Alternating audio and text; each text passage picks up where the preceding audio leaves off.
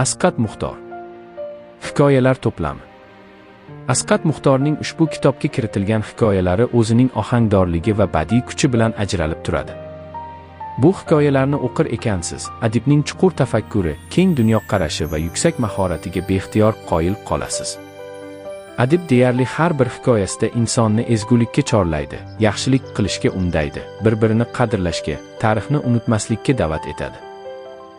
Uning har bir hikoyasida ezgulik ulug'lanadi, inson qadri esa birinchi o'ringa qo'yiladi. Masalan, Atir hikoyasida ayolga bo'lgan munosabat, hurmat va ehtirom ulug'lanadi.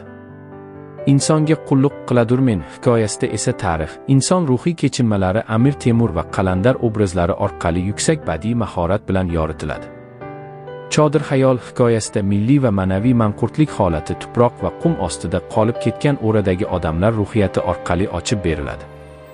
Karavot hikoyasida esa insoniylik, mehr-oqibat va vijdon masalalari yuksak darajada ulug'lanadi. Marhamat, bu hikoyalarni zavq bilan o'qing. Ular qalbingizni tozalaydi, fikringizni boyitadi va sizni ezgulikka yetaklaydi.